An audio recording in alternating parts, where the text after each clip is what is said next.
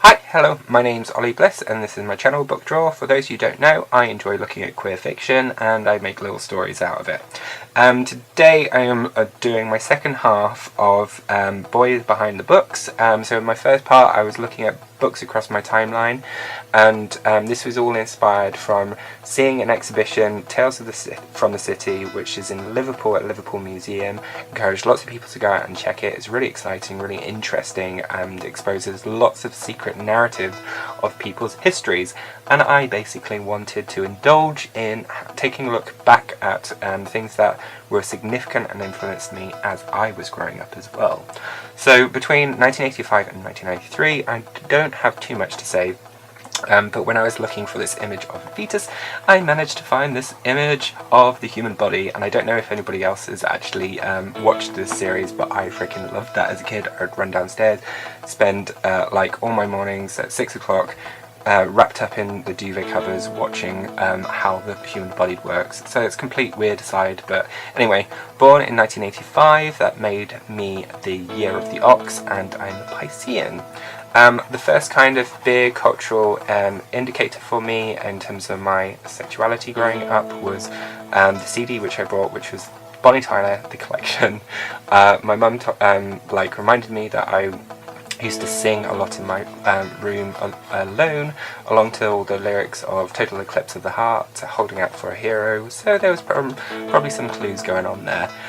In terms of early cultural references, there weren't many, but because I was basically too young to really appreciate what I was thinking or feeling, but I did used to love Andy Peters and his broom cupboard. It was so exciting to see a man talk about different images from different cartoons, and it inspired me to basically get into cartoons, draw them out, and try and copy what I was seeing on the telly. I was obsessed with Captain Planet. I wanted to be Heart, well, the guy who had the heart ring, because I felt like he was totally underusing his powers. I thought what he was doing with them was completely lame. I think I had a bit too much of an obsessive crush with Captain Planet in the way that he had his incredible green mullet and athletic body, but something definitely stirred within me when I was looking at that. I can remember this scene from Biker Grove where Noddy Fishwick, who's the guy in the cap, approaches and tries to kiss Gary Hendricks. This is Biker Grove. It was the UK's kind of first drama televised exploration of homosexuality, and it had huge consequences. I can remember seeing outrage, absolute outrage of how wrong and dark it was, and feeling very awkward about that, basically, and not really understanding why. I think I was still too young to really fully understand that I related to that, but I certainly was aware of it. The next kind of big thing, which really kind of had a huge impact on me, was when Ellen came out and said, "I'm gay" on television. And in the US this happened in 1997, but it didn't actually come out until the following year in 1998, because we were just behind, basically. But there was a coming out party, and it made me question, am I gay? Because I had no kind of reference or framework to look at, but this really struck a chord with me in terms of them saying, like, you might feel something for people of the same sex, and I was like, maybe I do. So, whereas lots of other things in the world of TV were kind of generic, so there was things which gave you a few reference points, like Will Young, he came later, like Will and Grace and George Michael Outside. But there were also darker things, such as the events with the Admiral Duncan, where there was bombings occurring in Soho Village, and that really made me realise that people who were gay weren't welcome in this society, and this bombing resulted in 3 people dying. Andrea Dykes, John Light and Nick Moore, and I can remember that. I can remember seeing that on the telly and being quite scared by it, that like people wanted to kill me. if they knew that I was gay, and it did actually have a real impact on what I thought the world thought of people who were gay. But there was a little sanctuary, which was in the form of Queer as Folk, and Queer as Folk featured 3 Mancunian men, and I would watch this in secret on my Game Gear late at night, locked up in my bedroom underneath the covers, and seeing all these kind of naughty, deviant acts and behaviours in complete secret, and it informed me that there was a utopia called Canal Street, and it was a place where I could experience lots of other gay men, and I knew one day I would get out of my town and find a way to escape to that city, and I did. So that was quite a big deal for me, very big influential deal. But there were some other cooler characters on the tellybobs. So there was Helen and Nikki from Bad Girls. They were really cool. So Nikki was a prisoner and Helen was a prison officer or like governor for the whole place. And there was a lot of power struggle within it, but it was a very cool series. There was also Tara and Willow, who were super exciting. I used to love Buffy the Vampire Slayer. I think I actually was quite attracted to Buffy herself. But then when Willow and Tara were getting it on, I think I was kind of awakening in myself as well, so that all kind of tied in quite nicely. There was Alex from As If. He was a bit more of a different character as a young gay man, and I liked that. There was something called Tinsel Town, which had some very explicit scenes, which I really liked as a kid. And there was Metrosexuality, which I hardly ever had the chance to watch because it was on so late, but it's a really good, cool series and a bit different. But the main thing that really shifted my ability to think about my sexuality was when Brian Dowling featured on Big Brother 2. This was epic for me because here was a funny, approachable, young gay man who just came out to his parents before going on that show, and my parents watched it and accepted this person, and it gave me the confidence basically to come out to my parents later on. And without Brian Dowling on the telly and having that representation, I don't think I would have. And my mum even said when we were watching one scene, like, how does his parents not know? And I was like, how do you not know? Or wait, are you telling me that you do know? So basically it started a hidden dialogue for me and my parents. The first kind of place that I actually came out in my head was when I was in an English exam for my GCSEs, and I wrote a story about 2 young guys who were basically in love with each other, and one of them ended up getting killed. But at the time it was like, it made my heart race, and it was stupid and weird because it was in my exam and I could have like been scored by someone who's really homophobic, but it was the only kind of story that I was kind of passionate about in that moment. And I guess doing that gave me a little bit of confidence for me to eventually get my ass out of the closet and confess to the world that I was gay. So I did that because I had done my GCSEs and I knew I was going on to college. I put this image in here because I basically came out to my dad when I was my dad came where God is touching Adam and connecting for the first time, and I had already told my mum that I was gay, but for my dad it felt like more of a big deal. And my dad was outside having a fag, and I was just laying my painting out to dry, and he was like, "So Ollie, why aren't you comfortable about telling me about the sexuality?"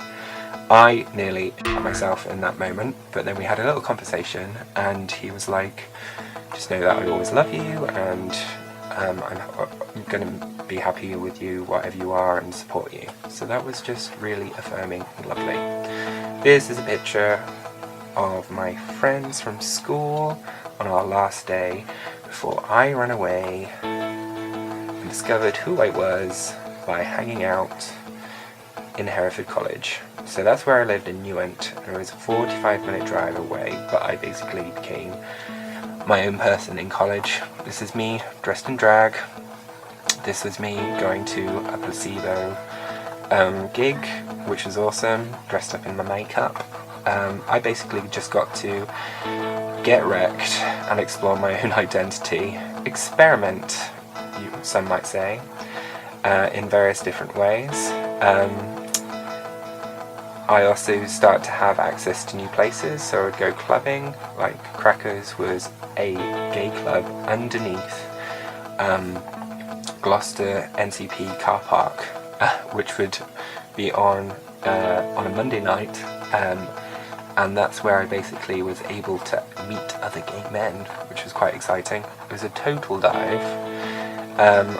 I also got into more interesting and experimental music other than Placebo, Queen Adrena, boys in makeup, alternative fashion. It rocked my world. I started reading interesting magazines. I'd actually be brave enough to buy Attitude. But Attitude informed me about other queer literature, it informed me about other places which explored gay narratives in different ways. I also saw the painting in the Tate Britain. I learned of Francis Bacon, and I had been learning about Francis Bacon in my art course during my college experience, and I must have stayed and stared at that painting for about half an hour. Had a real profound impact on me to love another man so deeply, to create a painting of it where they're merged as one on the floor, desperately holding on to a memory of someone who had gone and left you. It haunted me. That it was everything. Also, the Manic Street Preachers had a huge influence on me. I loved James. James was my man. So good.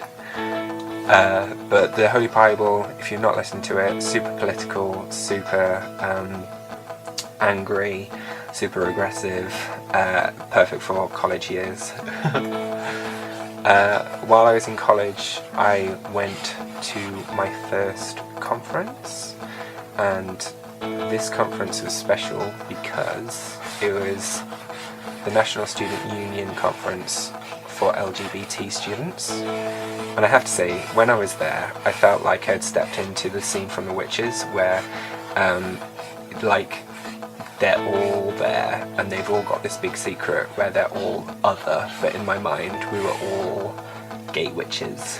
But it was a really great experience. It was there for a weekend, but it opened me up to political gay narratives which were happening, which I had no exposure to. So in terms of giving blood and not being able to because you were gay, Section 28 had all these campaigns, all these wider debates which were happening, and I had no awareness of. So going to something like the LGBT conference just opened me up to current narratives which were happening, and that was huge. That was a big deal. Also, Nadia wins Big Brother in 2004. That was a big day. Having like the country support trans identity and be accepting and open of it. That was quite big. So after college, I eventually go over to Manchester University. And the lovely, lovely Manchester is a haven for me. I'm able to experience lots of new art and world in a different way. Alice Kettle was a huge deal for me. We've got the Whitworth Gallery, which is like a local gallery around textiles, but Alice Kettle did these giant triptychs where it's all machine embroidered and sewn. And I had previously at college been to this exhibition called Boys Who Sew. And those two things had a big impact on me in terms of thinking, in terms of choosing my course, to do a university course in art, and then seeing that boys could explore gender narratives through textiles was really attractive to me, because it's something that's considered traditionally quite feminine, but it was also quite political, and there was a sense of this kind of craftivism which was going on, so craft activism, and that I pounced on, and I was totally like, that's the type of art I want to make. So my tutor said, well, go and buy a sewing machine and start making some textile work. And to be fair, that was the best advice I had received during my entire university experience, because it's the only thing which I still have, which still feels valuable. So basically, I'm a student at Manchester. I managed to get myself a nice little job on Canal Street in a bar called Spirit. This is me adorning my Spirit t-shirt with pride. It's a total dive. Like, it's closed now. That's how much of a dive it is. But at the time, it was like I'd finally made it. I was working and living in Manchester. But during my university years, I went over to Amsterdam. Spent 6 months living there, and I worked for a gallery called Galerie Faubourg. And Galerie Faubourg was epic because it was a gay gallery, basically. It sold contemporary gay artwork, and I used to do English press releases and help out with marketing and installing work and presenting work and doing openings there while I was there for the 6 months. And I met 3 really important artists. The first one was Georg Weise. I saw this image here in a queer magazine talking about what was happening in Amsterdam, went to the opening, started talking to him. That's how I got introduced to the actual gallery space itself, and said, I want to do some volunteering, please let me. And they said, yeah, sure. I also met Felix De Rooy, someone who, on a spiritual level, I really related to. An incredible artist, and just a really nice guy in general. But also, Rinaldo Hopf. And Rinaldo was kind enough to put me up in Berlin for a week. And while I was there, he ended up creating some artwork of me, which was quite a cool experience too. But he also led on the Schwules Auge 3 at that time, which basically means the gay lens, or the gay gaze in German, and it was a collection of queer artists, and that was inspiring to see that there was so many other artists who are actually interested in queer narratives. So I was super excited to feel a part of that industry at that time, just by knowing him and meeting other artists that were involved with him. So, like, Rinaldo, like, just really opened my eyes to the world in a lot of ways. But anyway, I came back to Manchester, got a job in another bar, which was under another parking lot, called Thompson's Arms. And that is when I met my current partner of 11 years, who I at the time would call Mr. Mansky for me. And maybe I'll share the story of how we met each other properly another time. But when I was also back in Manchester, I worked with a collective called the UHC, and they were quite political. They hired out a space, and I was basically an intern with them and got involved in some different arty political campaigns. Like, these were shrouds which covered advert cases, and it said trees breathe, adverts suck, but it made me feel like cool and arty being involved with them. My final year of university I produced this piece, which was Achilles. I've got a blog link which talks about that in more detail, which I'll add below. When I used to blog, which I try and do, but I don't really do anymore. Which brings us up to 2007. So in 2007 I had completed my degree. I was now working in Manchester, and I was beginning to live with Craig, my partner, and we were establishing our lives together in Manchester for reals. And that's my history. These were some of the significant people and places which I got involved with during that time.